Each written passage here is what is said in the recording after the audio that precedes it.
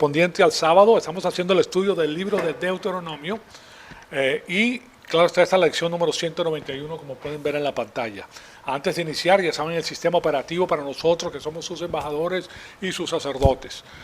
Y es el uso de primero de Juan 1.9 si es necesario. Nosotros no sabemos cuándo nos salimos de comunión, pero siempre tenemos a nuestra disposición este asunto de la confesión. Entonces vamos a tomar un minutito para dar la oportunidad de hacer uso de la provisión divina de la confesión y después iniciamos nuestra clase.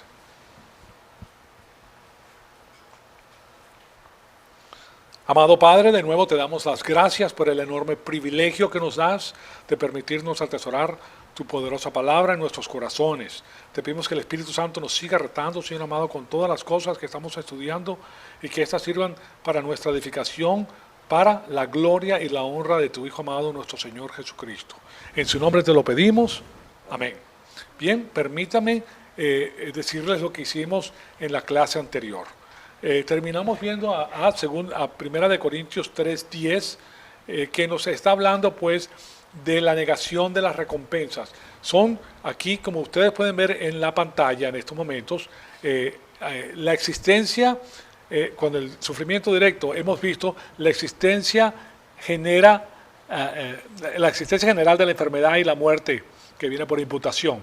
Vimos la miseria autoinducida, que son los pecados personales, y es lo que el hombre siembra, eso cosecha. El juicio del pecado de las naciones y familias que toman decisiones que van contraproducentes a la palabra de Dios y a las provisiones divinas. Después vimos el asunto del lago de fuego, que es el destino de aquellas personas que rechazan a la palabra de Dios. Y estamos hablando que ese es el lugar de la cuarentena final de la maldad, que es el sistema cósmico operativo. Y después vimos la disciplina paternal en la vida mortal del creyente como trampolín, pues, para que nosotros entendamos lo que es el sufrimiento que recibimos por la educación que nos da nuestro Padre, látigo para que nos enderecemos. Y finalmente vimos la negación de las recompensas en 1 Corintios 3:10 a 15. Entonces, lo que quiero hacer ahora es ver ahora el sufrimiento indirecto. Ya vimos el sufrimiento directo tiene que ver con el uso de nuestra voluntad, de nuestra volición para tomar malas decisiones. Si nosotros tomamos malas decisiones constantemente y no confesamos nuestros pecados, entonces el asunto se va empeorando a medida que nosotros vamos viviendo, porque la mente se va dañando. No hay manera de darle oxígeno pues al cerebro, si lo quieren decir de esta manera, y la persona se va emboteciendo. La persona su alma se va oscureciendo más y más por el uso cotidiano del mal en su corazón. Entonces, una de las cosas que hace la confesión de nuestros pecados es que limpia todo eso. Es lo mismo que el día de hoy ustedes tienen computadoras, ¿verdad? Las computadoras, tú tienes que llegar a un momento en que tienes que apretar un botón para limpiar el disco, porque el disco se llena de cosas. Entonces, o tienes que tener un programa que te quite todo lo malo que tiene el disco para dejarlo limpio y para que ejecute las funciones que debe ejecutar de la manera correcta. Entonces es muy parecido a la confesión. Si tú lo haces, el disco está bien, está formateado bien, recibe la información bien, la calcula rápido y te da resultados muy excelentes.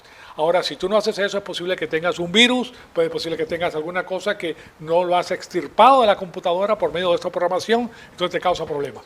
Bueno, la palabra de Dios limpia nuestro disco duro, si lo quieren decir de esa manera, y elimina esos cookies, que le llaman cookies aquí, que son las galletitas que te ponen para manejar tu computadora y para ponerte lo que ellos quieren ponerte dentro de ella. Eso también lo limpia. Y si tienes algún virus, que es ya una cosa peor, ya que está dirigiendo tu vida en el sistema cósmico, también la confesión permite que eso se vaya limpiando para que tú puedas tomar la dirección correcta en tu vida espiritual. O sea que nos produce una muy buena analogía para lo que es nuestra vida espiritual.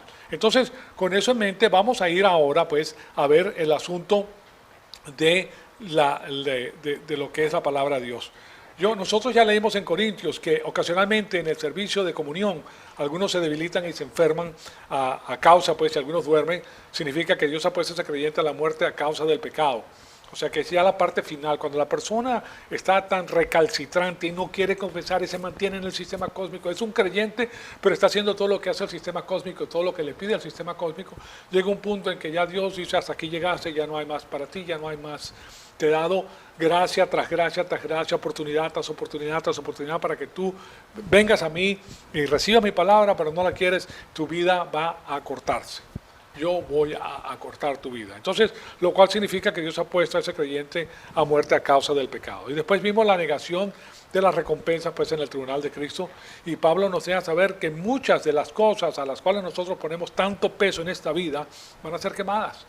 Nosotros les hemos invertido tiempo, muchas cosas en este mundo porque queremos tener cierto nido, pues cierto lugar que la gente nos vea a nosotros como personas importantes que hemos logrado esto, y a eso le dedicamos tiempo como loco. Todo eso se va a quemar, eso es temporal, terrenal y finito, ¿me explico? Entonces no vale la pena, va a desvanecerse en llamas en el tribunal de Cristo. O sea que todo eso está relacionado y eso se debe a que Dios nos está entrenando para hacernos entender nuestra responsabilidad.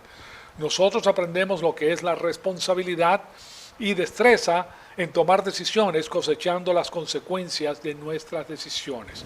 Y estoy seguro pues de que todos nosotros hemos aprendido algo por esa vía. A todos nosotros nos ha pasado porque hemos tomado malas decisiones y después probamos los frutos de esa decisión. Entonces, ahora por este lado, al lado derecho, vamos a ver el sufrimiento indirecto. Aquí nos damos cuenta que es más difícil aprender y todo lo que nosotros podemos decir es que Dios tiene un plan en medio de todo ese sufrimiento, aflicción y decepción. Es un poquito más difícil aprender del lado derecho. ¿Por qué es un poquito más difícil? Bueno, ese sufrimiento generalmente es para las personas que están creciendo espiritualmente y llegan cosas que aparentemente son fortuitas. Le cae, por ejemplo, estos grandes eventos como huracanes, como terremotos, como volcanes, erupciones volcánicas o maremotos o cosas así de índole grande, afectan a todas las personas simultáneamente, a las personas que están en esa zona. Pero para las personas que están tomando malas decisiones, eso viene a ser parte del sufrimiento punitivo de Dios. Pero para la persona que está caminando con el Señor viene siendo sufrimiento para bendición y es sufrimiento indirecto. El asunto es que nosotros tenemos que reconocerlo como tal y Dios nos da a nosotros los dispositivos necesarios para hacerlo. Lo que sucede es que tenemos que aprender cuáles son esos dispositivos. ¿Me explico? Entonces, aquí podemos decir que Dios tiene un plan en medio de todo ese sufrimiento, aflicción y decepción. Entonces, pero a veces pues nos ayuda a pensar que existen razones, a pesar de que nosotros no sabemos cuáles sean esas razones. Y es muy interesante saber que hay 5 o 6 cosas que Dios puede estar haciendo en nuestra vida, o quizás sea una combinación de estas. Entonces, vamos a ver algunas de estas cosas que nos pueden ocurrir a nosotros. Y lo vamos a ver con esta listado que tienen ustedes aquí en la pantalla. De paso, estas cosas no necesariamente están vinculadas a nuestras opciones. O sea que no es nuestra opción pasar por ellas, simplemente que es la soberanía de Dios operando en nuestro medio ambiente y nosotros simplemente somos parte del drama de esa etapa. Nosotros vamos a ser parte del escenario, ¿okay? Pero el escenario lo está utilizando Dios para bendecirnos. Primero que todo es lo que tienes que tener en mente, que eso que te está pasando es para tu bendición. ¿Okay? De esa manera lo tienes que perfilar, pero tienes que tener información para verlo de esa manera. De otra manera, pues, no es asunto de pensar positivamente, que el hombre piensa positivamente por su propia fuerza. No, estamos hablando de que vas a pensar de una manera diferente porque tienes la información bíblica que te permite pensar de esa manera. O sea, que ancla el asunto en la palabra de Dios. Entonces, el primero que vamos a ver es un despiértate evangelista. Un despiértate tú que duermes, ¿verdad? En Hechos 9, lo podemos ver y les estoy hablando acerca de Pablo en camino a Damasco.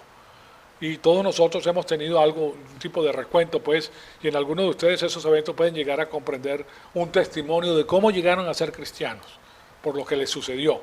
Algunos de nosotros vinimos a Cristo en prosperidad y otros en sufrimiento.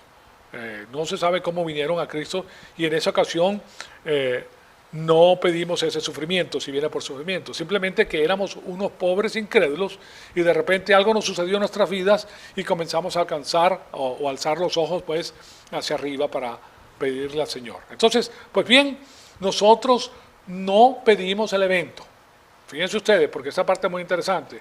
Nosotros no autorizamos eso con nuestro albedrío, y si así fuera, pues Dios ha podido ignorarnos, y si así fuera, hubiéramos podido terminar en el infierno, ¿okay? Porque es nuestro albedrío. O sea que Dios decidió intervenir en nuestra vida para llamarnos hacia Él. Y muchas veces lo hace por medio del sufrimiento. Entonces veamos la primera parte, y el primer versículo que les quiero enseñar se encuentra en Salmo 119, 71. Dice lo siguiente: bueno es para mí ser afligido para que aprenda sus estatutos, porque si no te afliges no los aprendes. No escarmentamos, no nos damos cuenta que estoy haciendo algo mal y tengo que hacerlo de la manera correcta. Tengo que seguir las instrucciones. Es lo mismo que si tú tienes un aparato para dirigir la televisión, ¿verdad?, de control remoto, y tú no sabes las instrucciones, estás tratando de hacer algo con la televisión y no sabes. Pero cuando lees las instrucciones te das cuenta lo fácil que es, porque seguiste las instrucciones.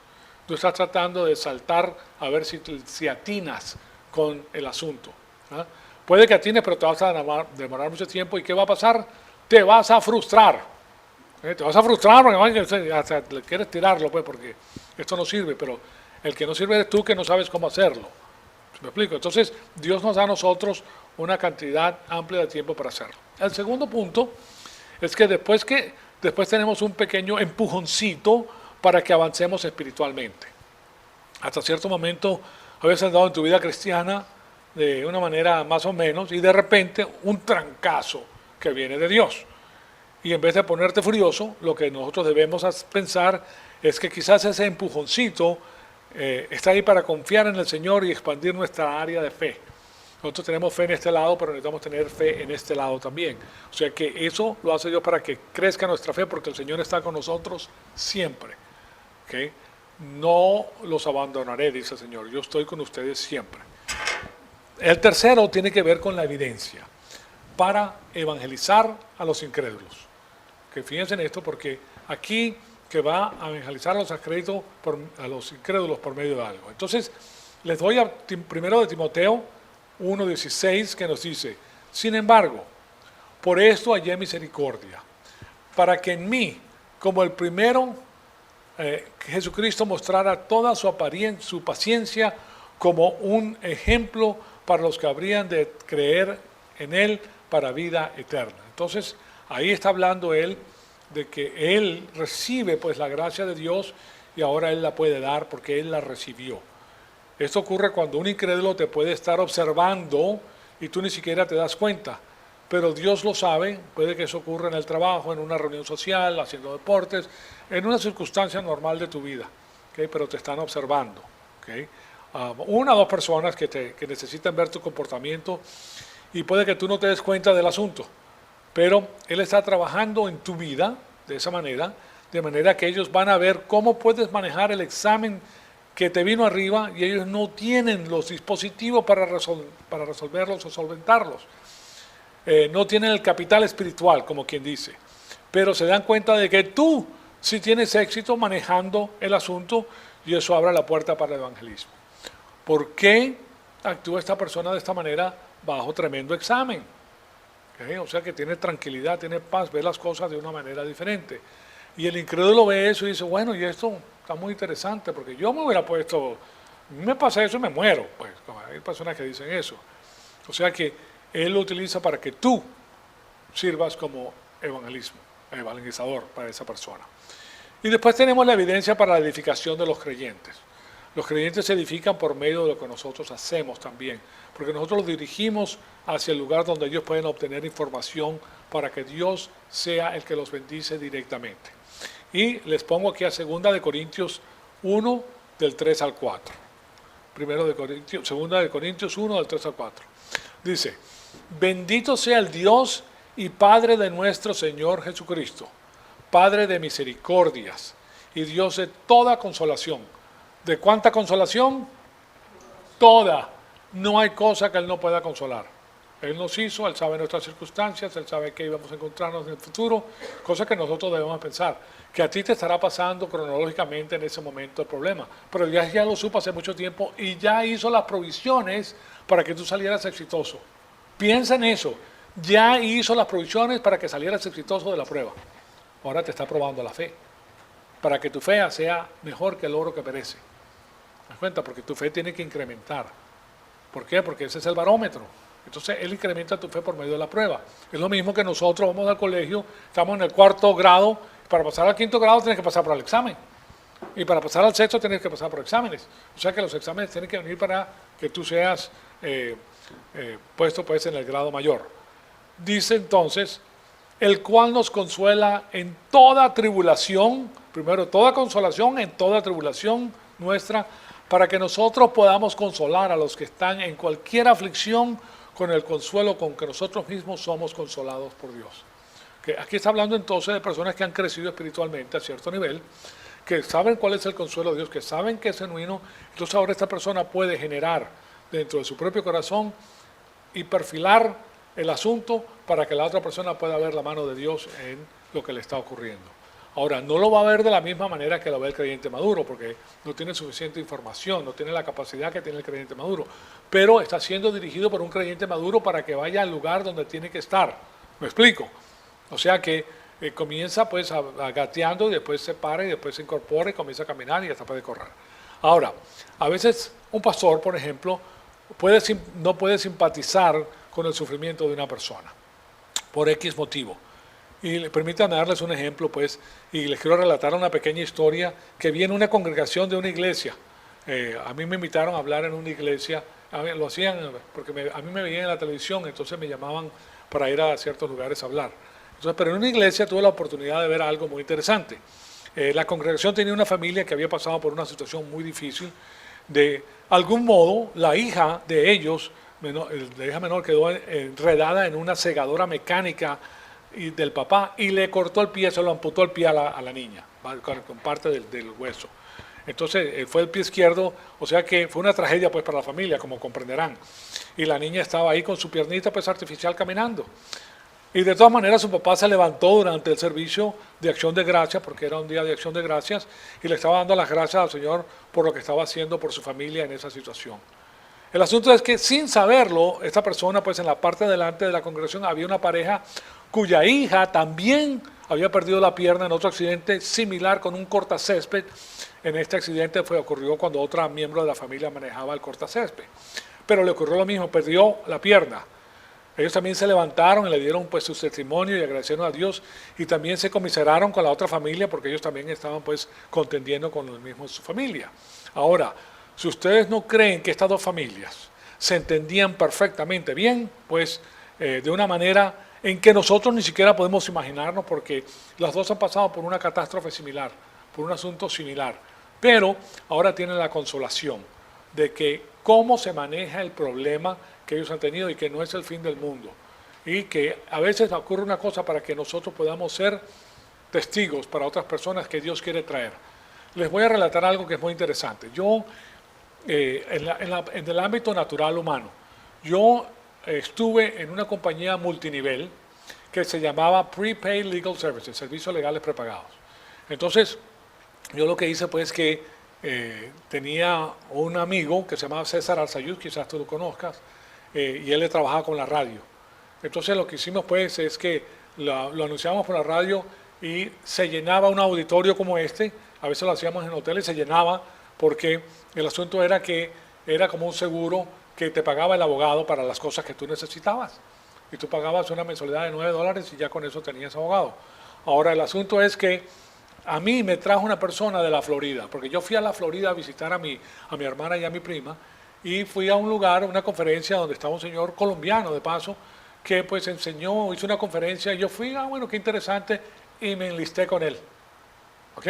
Entonces, claro está, yo me enlisté con él, y resulta que le salió este joven una estrella, porque yo en un año puse más de 1.700 personas, inscribí a más de 1.700 personas en el sistema. Ahora, ¿qué les quiero decir con esto? Que esa persona que me enlistó a mí no sabía que yo iba a ser una persona que se destacaba tremendamente en el asunto, ¿verdad?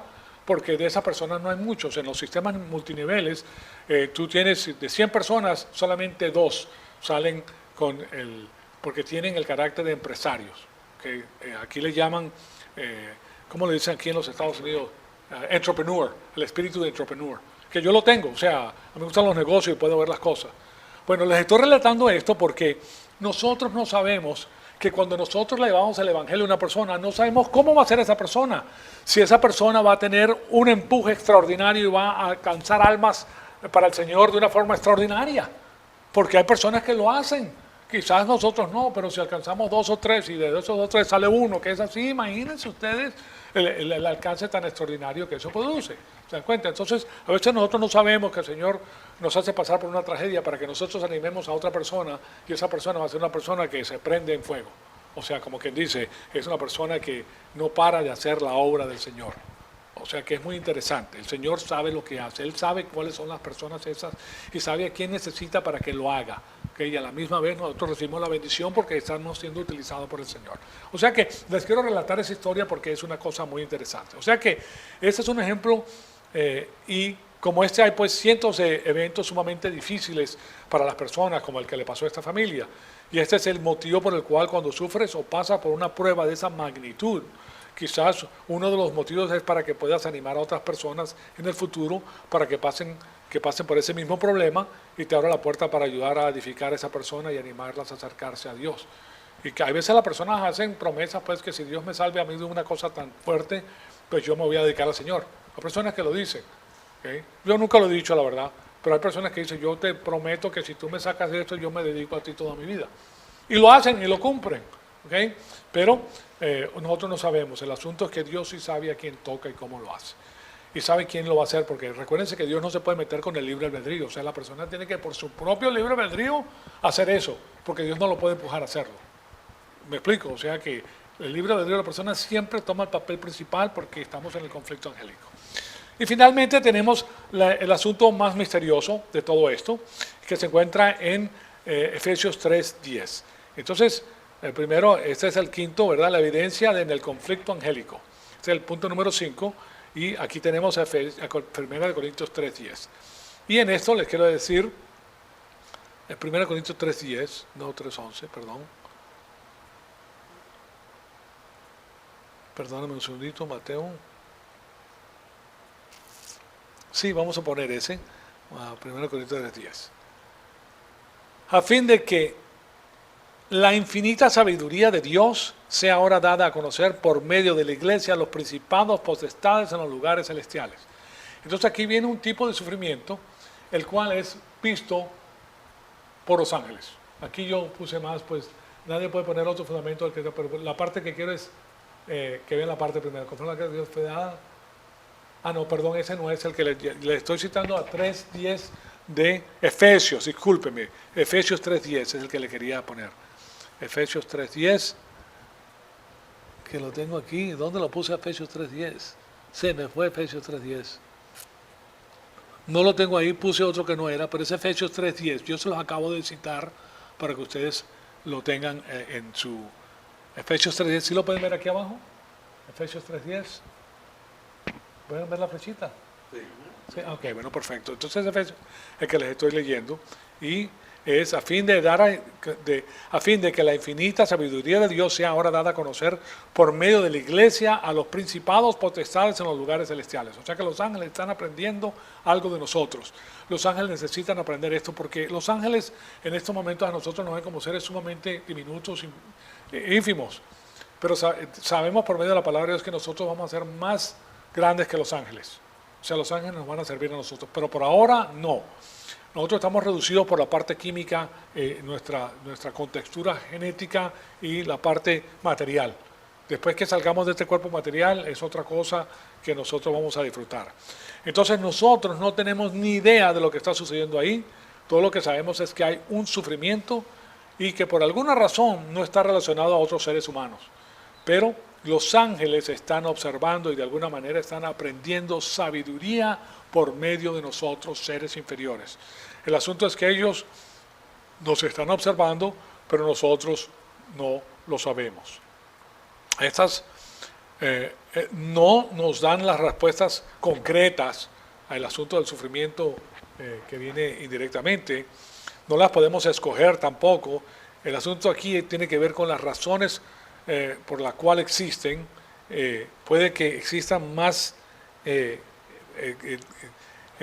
o menos de estas, pero el asunto en todo esto es que nosotros somos animados sabiendo de qué se trata, que los ángeles están aprendiendo por medio de nosotros, que estamos siendo observados, estamos en el podium, como dice, en el escenario, nos están viendo ellos a ver qué hacemos nosotros en vista de estas vicisitudes. Bueno, entonces estas son las razones que he podido encontrar hasta el momento y les he enseñado otra parte del sufrimiento, pero esto es algo muy interesante que nosotros podemos utilizar. ¿Okay?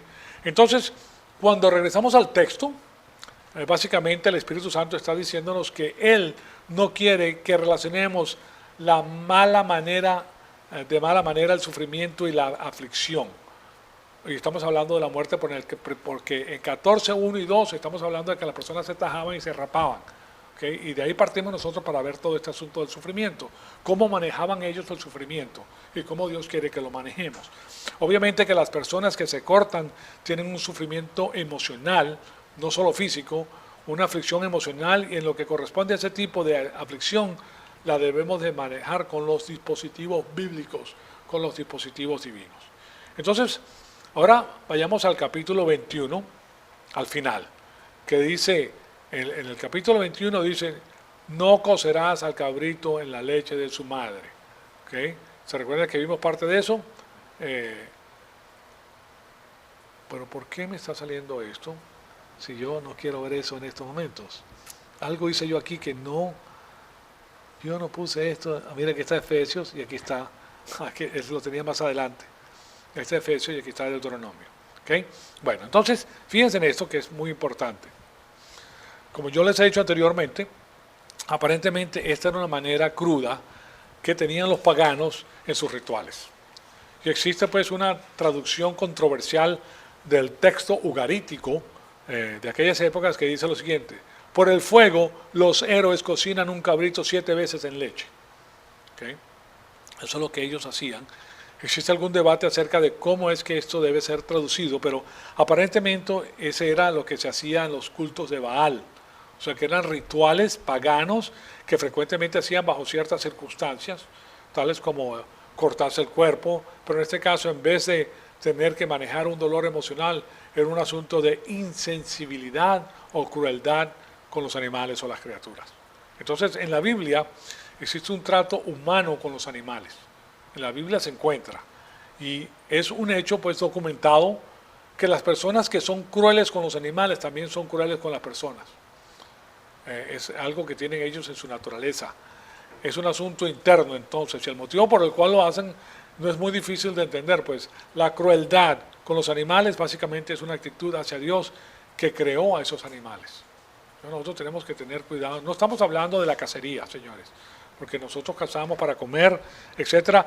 Yo, por ejemplo, a las ardillas las elimino. Yo tengo, imagínense, yo estoy trabajando ahora, ya comienza la cosecha a casi 900 acres de picanes, de nueces, y las ardillas hacen desastres. Cada ardilla se come 2 libras de ardillas de picanes al día. Entonces son una peste. Entonces hay que sacarlas. Si no las puedes poner trampas, hay que matarlas, pues. Entonces yo mato ardillas. Yo les he contado que hubo un año que maté 87 ardillas. Así hay de tantas. Eso no es crueldad, es una muerte casi instantánea. Estamos hablando de crueldad, de hacerle daño al animal de una forma que el animal sienta la crueldad. ¿Me explico? Entonces, estamos hablando acerca del abuso de los animales. Esto es un asunto histórico que la primera sociedad para la prevención de la crueldad de algunos animales fue comenzada por William Wilberforce. Le voy a hablar de este señor inglés por un momento. No sé si ustedes saben otra cosa que este señor Wilberforce hizo. Él hizo cerrar la trata de esclavos en Inglaterra. En esa época se hacía trata de esclavos. Y si ustedes vieron la película titulada Sublime Gracia, ¿verdad?, de Sir William Wilberforce, porque él tenía título, él estaba involucrado en la misma cosa que John Newton, que era la trata de esclavos. Pero después se da cuenta y él termina eso. El asunto es que en esa película no entraron en el asunto del trato humano con los animales, pero en la película hay un par de escenas donde ellos enseñan todos los animales que tenía en su propiedad. Este hombre cuidaba de animales y lo hacía bien. O sea, no los torturaban, no los hacía pasar hambre, no los hacía pasar sed, no los amarraban indefinidamente. Hay personas que amarran a los animales indefinidamente y el animal no puede hacer nada. ¿Se dan cuenta? Entonces, eso simplemente documenta el hecho de que Wilberforce estaba haciendo una cantidad de cosas en Inglaterra en esa época, y lo que le molestaba mucho a él era el trato brutal que algunas personas tenían con sus propios caballos. Los caballos eran la forma primordial de transportación en esa época, y el asunto es que hasta hoy en día existe esa crueldad. Ahora les voy a comentar lo que ha pasado. Yo pienso que en un sentido, pues los ambientalistas causan más crueldad cuando ellos tratan de resolver un problema, debido a que ellos no resuelven el problema inmediatamente, sino que meten sus narices en las cosas que no les corresponden. Y les voy a decir de qué se trata. El ejemplo es aquí en los Estados Unidos. En los Estados Unidos, más de 170,000 caballos son retirados cada año debido a su vejez. Y esto se les aplica la eutanasia de una manera humana.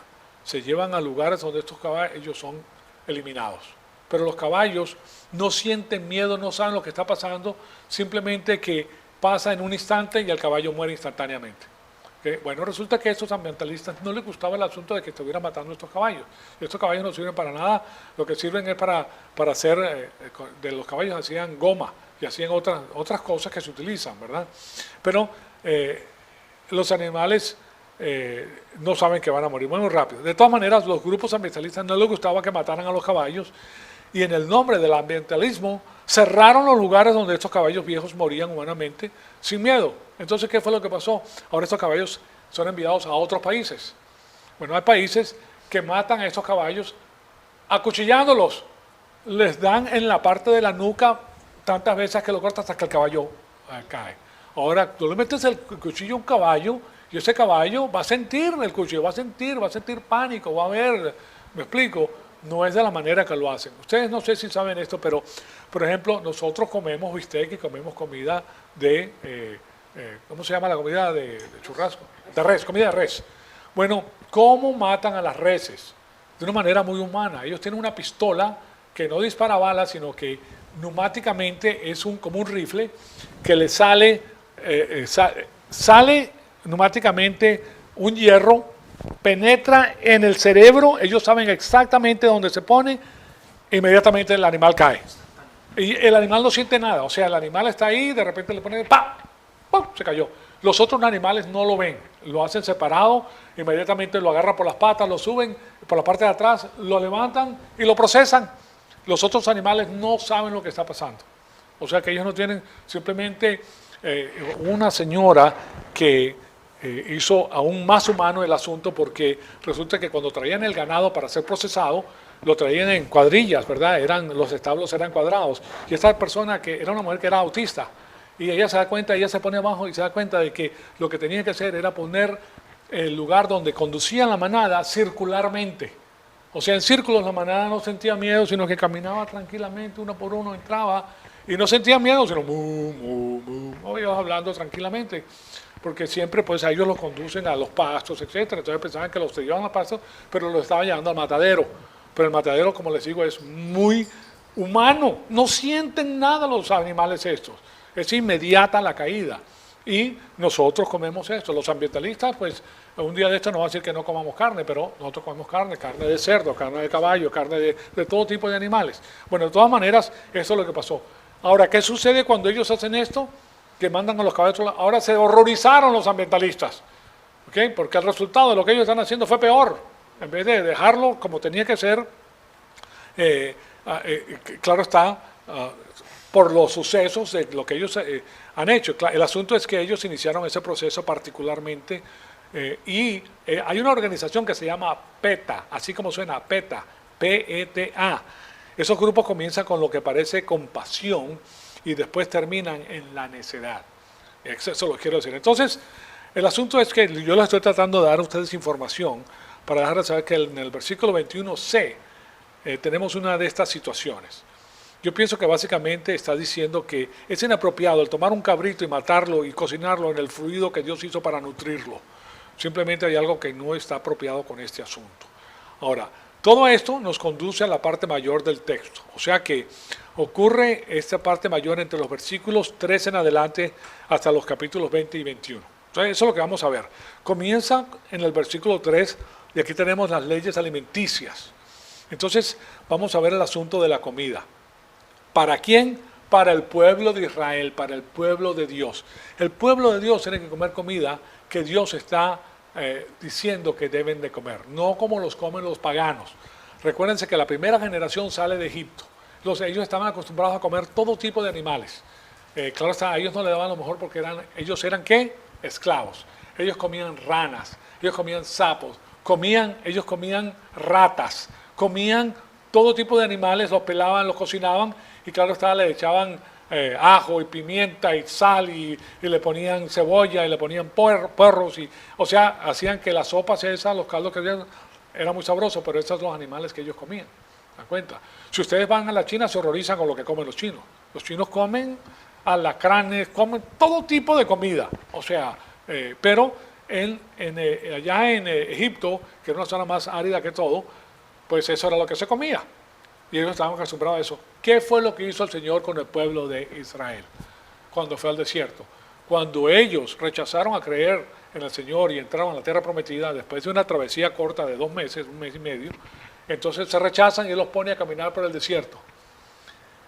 ¿Qué es lo que comen en el desierto? Maná. Maná, maná, maná, maná, maná. 40 años comiendo maná. La segunda generación comió maná 40 años, señoras y señores. Maná por la mañana, maná por la media, maná por la noche. Maná. Era todo lo que comían. ¿Okay? O sea que era una cosa espectacular. ¿Por qué Dios permite que ellos coman maná? Primero está borrando de la memoria de la segunda generación que no estaba en Egipto la comida que comían los esclavos allá. ¿Okay? Los antiguos sí, pero ya en el desierto no había esa comida. Entonces estaba limpiando esa generación para meterlos a la tierra prometida, ¿okay? Donde iban a comer lo que producía el campo. Pero ahora van a comer lo que Dios dice que tienen que comer y lo que no tienen que comer. ¿Okay? Entonces tenemos que tener eso en mente porque eso es lo que está haciendo. Comienza entonces todo esto aquí. La pregunta que nos podemos hacer entonces es por qué las leyes alimenticias son tan prominentes en esta porción de la palabra. ¿Cuál es el asunto con la comida? Pues bien, la comida es un elemento de la cultura, señoras y señores. Por ejemplo, cuando los Estados Unidos envían ayuda al África, en Biafra había mucha hambre, ellos envían alimentos, pero uno de los problemas que existe es que esa comida es muy nutritiva. O sea que tiene vitaminas, tiene minerales, tiene proteínas, tiene todas esas cosas buenas, pero las personas de esa zona no se las quieren comer. Yo me recuerdo, por ejemplo, cuando yo llegué a los Estados Unidos, en el año 62, estaba el éxodo fuerte de cubanos del año 60, 61, 62, después de la toma de poder, que ya comienzan a implementar el sistema comunista y comienzan a embargar las propiedades. Entonces la gente que podía se iba. ¿Qué era lo que le daban a los exilados? Spam. Ustedes no sé si lo han visto, que es jamón, pero es muy nutritivo, pero uno está acostumbrado a comer eso, ¿verdad? Bueno, lo que le mandan a ellos allá es comida de ese tipo y ellos no se lo quieren comer porque ellos no están acostumbrados a comer ese tipo de comida. El motivo por el cual no se lo quieren comer se debe a que ellos no están acostumbrados a ese tipo de comida. Nosotros tampoco. O sea, porque cada cultura tiene la comida que come y el lugar que ellos viven. Entonces, las preferencias dietéticas son parte de una cultura. Y aquí vamos a poder ver cómo Dios utiliza todo esto. Es algo muy interesante, pues parece ser que simplemente es un asunto al azar o arbitrario, pero a medida que estudiamos el pasaje les quiero enseñar que cuando Dios diseña algo, lo diseña con una serie de medidas y funciones adicionales como parte del diseño. Están integradas en el diseño. Ahora la persona las va descubriendo a medida que va implementando el diseño, pero no son aparentes inmediatamente. Encierra más de lo que parece tener. Y esto es lo que vamos a ver pues después de las épocas de Moisés, lo que vamos a ver en estos momentos. El pueblo ya ha cruzado el Jordán, en el versículo 2 dice lo siguiente, y vamos a ver a Josué de 5, 2 al 12. Permítame darles el primero. Aquí Josué 5, 12 dice, en aquel tiempo el Señor dijo a Josué, hazte cuchillos de pedernal y vuelve a circuncidar por segunda vez a los hijos de Israel. Y Josué se hizo cuchillos de pedernal y circuncidó a los hijos de Israel en el collado de Aralot. Primero que todo es No tenían bisturís en esa época, pero aparentemente la piedra de pedernal es muy dura y tiene un filo extraordinario para lograr esto. Entonces, ya la porción del pueblo que había salido inicialmente de Egipto ya estaba circuncidada, pero los hijos que habían nacido en el desierto todavía no. ¿Okay? Entonces, tienen que tener esa visión en la mente de ustedes, y eso es lo que está sucediendo aquí. Y después nos dice en el versículo 4, esta es la razón por la cual José los circuncidó. Todos los del pueblo que salieron de Egipto, que eran varones, todos los hombres de guerra murieron en el desierto por el camino después de que salieron de Egipto. Esta es la otra generación. Porque todos los del pueblo que salieron fueron circuncidados, pero todos los del pueblo que nacieron en el desierto por el camino después de salir de Egipto no habían sido circuncidados. Era la señal del pueblo con Dios. Pues los hijos de Israel anduvieron por el desierto 40 años hasta que pereció toda la nación. Es decir, los hombres de guerra que salieron de Egipto porque no escucharon la voz del Señor. A ellos el Señor les juró que no les permitiría ver la tierra que el Señor había jurado a sus padres, porque no se las daría una tierra que emana leche y miel. Imagínense estas personas que han comido maná por 40 años. ¿Okay? Ahora van a comer leche y miel, que significa prosperidad y abundancia extraordinaria. Y los hijos de ellos que él levantó en su lugar, José los circuncidó, pues eran incircuncisos. Ahora ustedes comprenderán que José solo no fue el que lo hizo, José es el líder.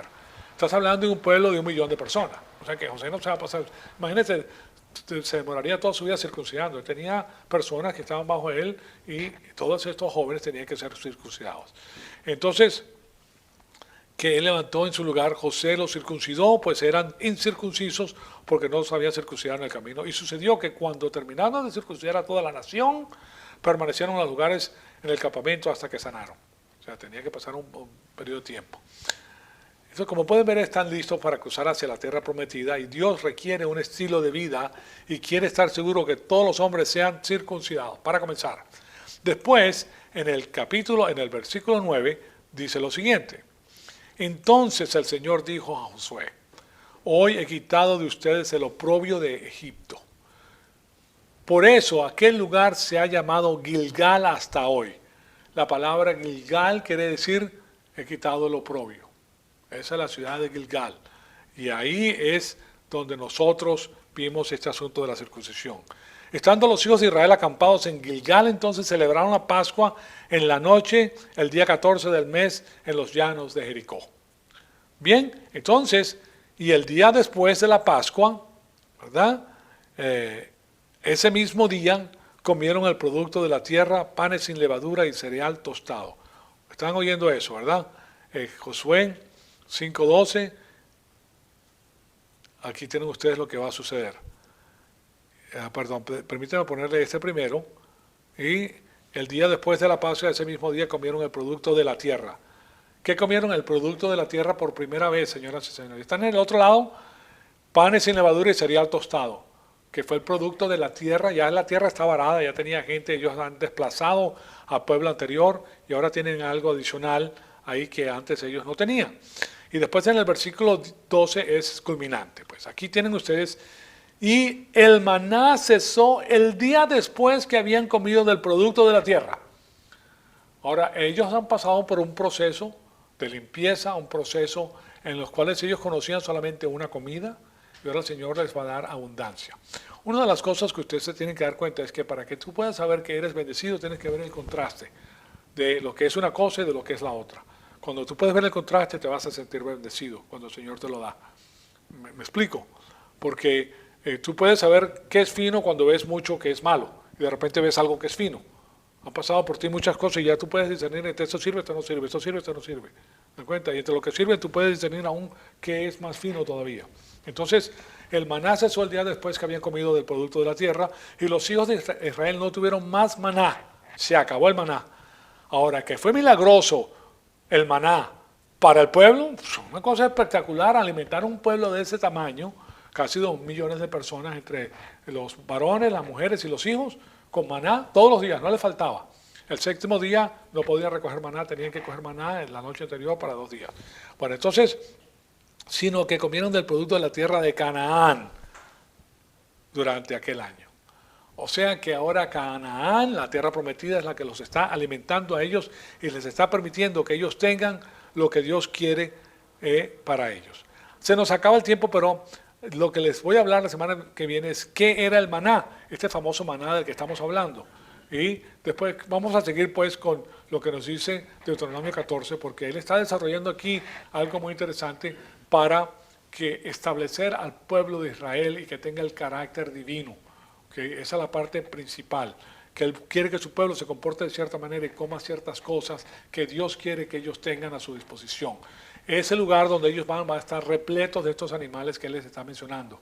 Con eso los va a bendecir ampliamente.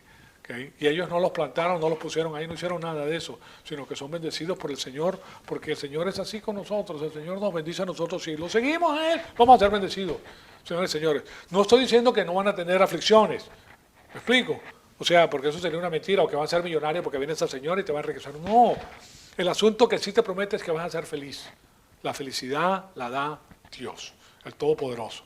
Ahora, las avenidas que tú vas a cruzar en el trayecto de tu vida cristiana son individualmente diseñadas para tu vida y tienen que ver con tus escogencias y con la información divina que tienes en tu corazón para guiarte por los lugares que tú caminas. Por ahí quiere guiarte el Señor, porque el Señor es el que guía las ovejas, porque Él es el pastor. Él se las lleva y se las alimenta donde Él quiere.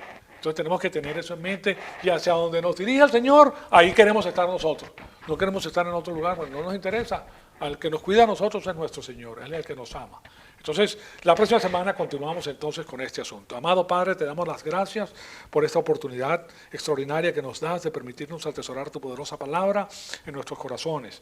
Te pedimos que el Espíritu Santo nos rete con todas estas cosas y te pedimos que nosotros eso tenga una máxima producción espiritual para la gloria de tu Hijo amado, nuestro Señor Jesucristo. En su nombre te lo pedimos. Amén.